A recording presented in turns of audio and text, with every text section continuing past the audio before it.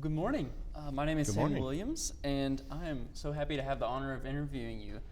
Could you just introduce yourself with your full name to the camera and your title or position, what you do? I'm Rick Graber. I'm president of the Bradley Foundation in Milwaukee, Wisconsin. Fantastic. Well, we've got some great questions, so we'll just hop right in. What first drew your attention to President Coolidge? You know, I suppose as a student, you got a little flavor for Calvin Coolidge in high school and in college, but not nearly enough.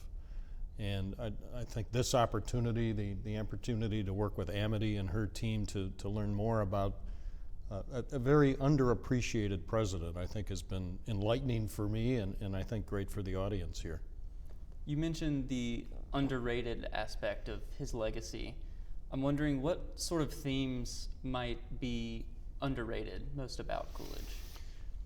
Well, particularly in this day of division and tribalism almost, I think his civility, his bipartisanship, his appreciation for the separation of powers, his appreciation, given his background in state government, for federalism, I think is something that all of our political leaders can learn a great deal from these days. And you know, another thing in terms of his legacy, part of what he did coming in as president after World War I was to deal with debt.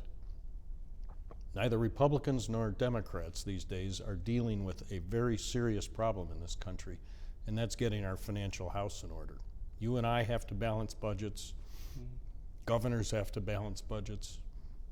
You would think that the federal government could do the same. And Calvin Coolidge was one of those people that did, and did bring things under control. Right. Were there any questions that maybe surprised you, or kind of had a different angle that you hadn't anticipated? I think just how his life, how his upbringing impacted the man, I think was very clear. And I think all of the questions brought that out in different phases of his life. I mean, how fun is it to hear from the great-grandson of Calvin Coolidge and to hear his perspectives, to hear from a classicist, and that was a big part of his education. And then, of course, reading law. As a lawyer, as I mentioned in the panel, I can't imagine doing that myself. But he did, Lincoln did. I think it shaped the man. I think it shaped the president. And there's just so much that we can all learn from Calvin Coolidge that has really been an asterisk in history, and I'm very hopeful that this Centennial celebration brings a lot of that to light. Yeah, I think the reading law, the reading law aspect that you mentioned does actually tap into a lot of the things that are most fundamental about Coolidge, sort of that self-direction, discipline. I'm working, I'm reading law, I'm trying to learn in the world rather than just going to some pre-prescribed static curriculum. I think that's really true of his principled dynamism. As we are continuing throughout this conference, and we have all these guest speakers and wonderful panels coming through, what are perhaps some of the main lessons you think are most important to impart to the younger audience we have here? We have a lot of young, bright minds in the room over there, and what sort of aspects do you think most help the younger generation? I really kind of touched on that. I think it's a time to get back to fundamentals, to understand what our Constitution tried to do. Separation of powers, federalism, having an appreciation for roles in government.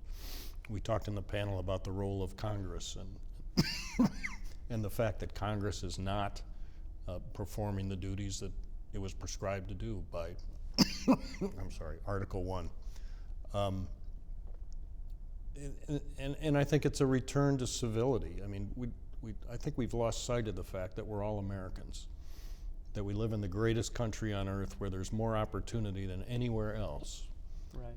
And you know, instead of looking for ways to differ, let's think about what we have in common as Americans, and